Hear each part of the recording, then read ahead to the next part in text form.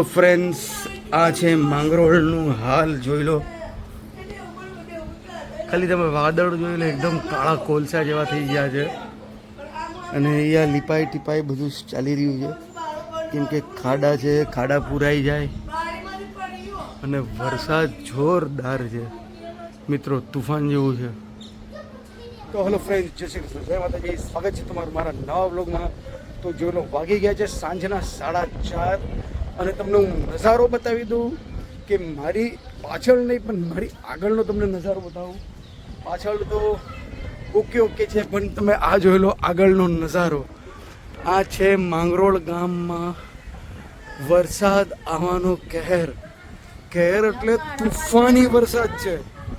ને જોઈ લો ક્યાં સુધી ને હવા જે છે, હવા માનો કે ભગવાને એસી ઓન કરી નાખ્યું છે અને એસીનું નોબ લગભગ 16 ડિગ્રી ઉપર કરી નાખ્યું છે. એસીનું નોબ, એવી ઠંડી ચિલ્ડ હવા ચાલુ છે.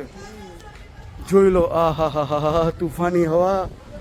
અને એમાં જોઈ લો વરસાદ કેવો જોરદાર ધડમોડ વરસાદ આવશે. અને અહીંયા શંકર બાપાની ધજા તો શું ફડકાઈ જાય, જોઈ લો. હા તો મેડમ ચાલો ફટાફટ કપડાં સંકેલી લઈએ આપણે, કેમ કે વરસાદમાં ભીના. કેમ કે ગઈકાલે તો અમે નીકળી ગયા હતા અને વરસાદ આવ્યો હતો અને બધા જ કપડાં પલળી ગયા હતા. ને આમ જોઈ લો કે કેમ આખું માંગરોળ ગામ આમ ધોવાઈ ગયું હોય, એકદમ ચોખ્ખું એકદમ ક્લીન દેખાય છે માંગરોળ ગામ. આહા, પવન કે મારું કામ. તો મિત્રો જોઈ લો વરસાદ જેવો માહોલ થઈ ગયો, વરસાદ આવ્યો અને અહીંયા નાસ્તામાં ગરમા ગરમ કાંદાના ભજીયા સાથે રોટલીના ખાખરા અને ગરમા ગરમ ચાય બનાવી દીધી છે મેડમે. તો મેડમ કેવો આનંદ આવે છે વરસાદનો? હા, લાઇટ વહી ગઈ છે. આ તો ઇન્વર્ટર વાળો બલ્બ અહીંયા પીટાય છે, બાકી લાઇટ જતી રહી છે. પંખો બંધ છે તો પણ ઠંડીનો અહેસાસ છે. અને અહીંયા અમારે દરવાજામાં સ્વિમિંગ પુલ ભરાઈ ગયું છે. તો આ છે માંગરોળ ગામનો નાસ્તો, ગરમા ગરમ કાંદાના ભજીયા, ખાખરા. અને આવ્યા છે અહીંયા માંગરોળ માર્કેટમાં અને હજુ સુધી દુકાનો ખુલ્લી નથી, કેમ કે ઓલમોસ્ટ બધે જ દુકાન 11 વાગ્યા પછી જ ખુલે છે. તો જોઈ લો આ છે અહીંયાની માર્કેટ. હું અને મેડમ ચાલ્યા છે માર્કેટની અંદર, કેમ કે અમારે આપણે થોડું ઘણું શોપિંગ કરવાની છે.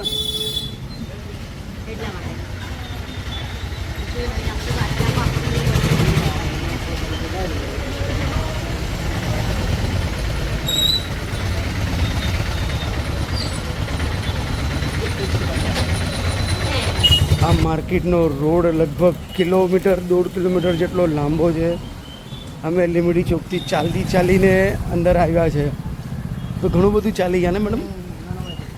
આ ચાલવાનું બહુ ટેન્શન આવે, પણ સારું છે કે અત્યારે ડ્રાય છે, એકદમ સૂકી જગ્યા છે. હા, બાકી વરસાદમાં કીચડ થઈ જાય. તો અહીંયા થોડું ડ્રાય છે ને, તમે ચાલવાનું પણ સારું. તો જો અહીંયા બધું વસ્તુ મળી જાય. આપણે જે ભુલેશ્વર માર્કેટ કેમ છે એવી રીતના આ માર્કેટ છે મુંબઈમાં, એવી રીતના A to Z, મતલબ બધું વસ્તુ અવેલેબલ છે અહીંયા. A to Z વસ્તુ તમને અહીંયા અવેલેબલ થઈ જાય.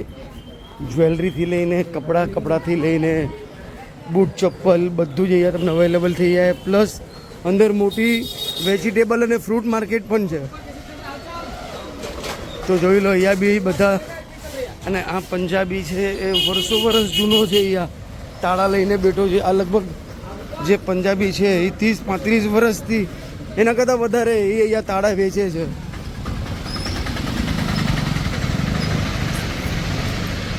તો ઓલમોસ્ટ આપણે 70% રસ્તો કાપી દીધો છે, પહોંચવા જ આવ્યા છે આપણે. ને હવે જોઈ લો ધીમે ધીમે બધી દુકાનો ખુલે છે. ફ્રેન્ડ્સ, માર્કેટમાંથી ઘણી બધી શોપિંગ કરી લીધી. ખજૂર, ગરમ મસાલો, જે મને લેવાનો હતો ને મહાલક્ષ્મીનો ગરમ મસાલો, એ 2 પેકેટ મેં લઈ લીધા. એટલે મોટા 2 પેકેટ લઈ લીધા. 100 ગ્રામના 2 પેકેટ એટલે વરસ ચાલી જાય. પ્લસ ભજીયાનો મસાલો પણ લઈ લીધો, જે ફૂલવડા આવે, ફૂલેવડી. તો ચાલો અહીંયા સ્વિમિંગ પુલ ભરાઈ ગઈ.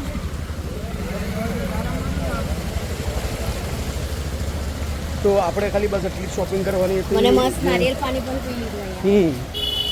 ઘણા ટાઈમથી નારિયેલ પાણી પીવું, નારિયેલ પાણી પીવું. ફ્રેન્ડ્સ નારિયેલ પાણી એકદમ મસ્ત મલાઈવાળું. અને અમારે બોમ્બેમાં 80 રૂપિયાનું નારિયેલ પાણી. એટલે વિચાર કરો કેટલો. અહીંયા અમે 3 પીધા 90 રૂપિયા. મુંબઈમાં એક 80 રૂપિયાનું પીવાનું હોય.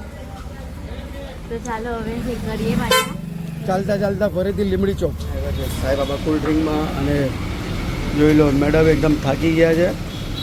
અને મેડમે મંગાવી છે જીરા મસાલા અને મેં મંગાવી છે સોસીઓ.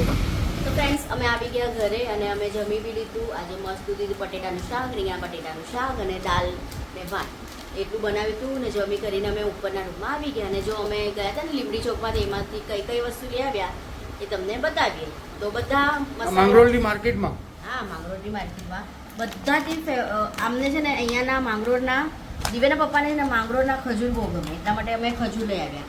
એક અહીંયા માંગરોળ આવે ને એટલે ખજૂર તો લઈ જ જવા પડે. તો 1.5 કિલો ખજૂર લીધા. હા પણ મેડમ અહીંયા આ જ વસ્તુ આપણે બોમ્બેમાં 200 રૂપિયાની અડધો કિલો મળે, અહીંયા 60 રૂપિયા અડધો કિલો છે. પણ ફ્રેન્ડ્સ વધારે વજન બેગમાં બહુ લઈ જાઓ નથી ને એટલા માટે મેં 1.5 કિલો જ લીધો. બાકી 6-7 પેકેટ લઈ લે ને તો આખું વરસ અમને ચાલી જાય. કેમ કે ચટણી માટે મેઇન તો ચટણી માટે છે ને અમને ખજૂર બહુ ગમે છે. તો જો 1.5 કિલો ખજૂર લીધા. આ બિયાવાળા છે, આ વિદાઉટ બિયાવાળા છે. અને અહીંયા એ માણસે કીધું કે આ ફૂલવડી છે ને જે આપણે ગોટાના ભજીયા બનાવીએ ને તેમાં થોડો મસાલો નાખવાનો કે ટેસ્ટી બને. તો આ આપણે લઈ જઈશું મુંબઈ. આપણે હવે છે ને મુંબઈ જઈને રેસીપીના બ્લોગ સ્ટાર્ટ જ કરવાના છે. અહીંયા શું હતું કે મને આરામ હતું તો રેસીપી અહીંયા કાંઈ બી નથી બનાવી. તો આપણે મુંબઈ જઈને બધું રેસીપી પાછા બનાવશું. તો મને મારી ફેવરેટ વસ્તુ મેં 2 પેકેટ લઈ લીધા. જો મહાલક્ષ્મી મસાલા મને આ બહુ ગમે. ગરમ મસાલા, હા મહાલક્ષ્મી ગરમ મસાલા. કેમ કે મુંબઈમાં આ વસ્તુ મળતું નથી એટલે છે ને મેં 100 ગ્રામના 2 પેકેટ લઈ લીધા. મને લાગે કે લગભગ 1 વર્ષ તો મને ચાલી જ જશે. આમ તો હું 10-10 રૂપિયાના પેકેટ લઈ દીધી પણ આ વર્ષે મેં કોઈ મોટા પેકેટ જ લઈ લીધું. તો 2 પેકેટ કેમ કે ઘણા બધા મસાલા તો આપણા પડ્યા છે. છોલે મસાલા, પાવભાજી મસાલા, એ બધા મસાલા તો ઘણા બધા છે. તો આ પેકેટ તો મને લાગે 1 વર્ષ આપણે પૂરી જ જશે ને, આખું વર્ષ ચાલશે. તો પછી આવતા વર્ષે દિવ્યાના પપ્પા પાછા આવશે તો લેતા આવશે અહીંયા. આવતા વર્ષે નહીં, ડિસેમ્બરમાં પાછા આવશું ઠંડીમાં. તમે આવજો. હવે મારે ફ્રેન્ડ્સ ક્લાયન્ટના ફોન ચાલુ થઈ ગયા છે. ક્યારે આવો જ વર્ષાબેન, ક્યારે આવો જ. રોજના કેટલા ફોન આવે છે. તો શું છે હવે મારે ભાગવાનું છે. બસ હવે થોડા દિવસ છે, અમે હવે નીકળી જવાના છે. ઘણું મજા આવી માંગરોળમાં, એન્જોય કર્યું, ઘણી યાદ આવશે. તો ચાલો હવે થોડું આરામ કરીએ. અને હા આ જો દિવ્યા પપ્પા મને ઈશારા કરે છે પાણીની બોટલ તો બતાવો. આ છે મારી એટલે ફેવરેટ. આ છે માંગરોળની બિસ્લરી, એકદમ પ્યોર કંપનીનું પાણી. કેમ કે જેવી રીતના મુંબઈમાં બિસ્લરી મળે છે ને એમાં અહીંયા દાવત છે, એ એકદમ બેસ્ટ ને પ્યોર પાણી. ઘણી ઓછી જગ્યા પર આ દાવતની મળે પણ આ બોટલ હોય ને આટલી બોટલ લઈને રાખવું પડે. કે મને પાણી છે ને ફ્રેન્ડ્સ ચોખ્ખું પાણી જોઈએ પીવા માટે. અને અમારી મહારાણી. હા તો ચાલો હવે થોડું આરામ કરીને પાછું સાંજે પાછા ફરવા જશું. તો હેલો ફ્રેન્ડ્સ, ગુડ મોર્નિંગ. વાગી ગયા છે સવારના 7:30 અને જોઈ લો સુરજ દાદા એકદમ ઉગી ગયા છે. તો હું આવ્યો તો અહીંયા ટેરેસ પર વોક કરવા માટે. તો મેં કીધું ચાલો સવારનો નજારો દેખાડી દઉં. જોઈ લો એકદમ સુરજ દાદા ફર્સ્ટ ક્લાસ એકદમ ઉગી ગયા છે. અને આ છે માંગરોળ ગામનો સવારનો નજારો. એકદમ પિન ડ્રોપ સાયલેન્સ છે,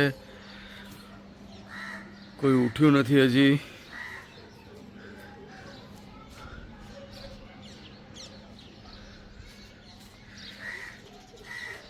આ સવારનો નજારો છે. અને નીચે તો મેડમ અને દિવ્યાભાઈ તો એકદમ મજીકથી સૂતેલા છે. તો ચાલો આજનો વિડીયો આપણે એટલે જ રાખીએ. મળીએ કાલે એક નવા વિડીયોમાં. અત્યાર સુધી અમારા વિડીયોને લાઇક, શેર અને સબસ્ક્રાઈબ જરૂર કરજો. જય શ્રી કૃષ્ણ, જય માતાજી. મારી આંખોય નથી ખુલતી કેમ કે હું ઊંઘમાંથી ઉઠી ને ચાલો મેં કીધું આપણે વિડીયો એન્ડિંગ કરવું છે અને થોડુંક વોક બી કરી લઉં એટલા માટે હું ઉપર આવ્યો હતો. તો હવે મળશું આપણે સરસ મજાના નવા વિડીયોમાં.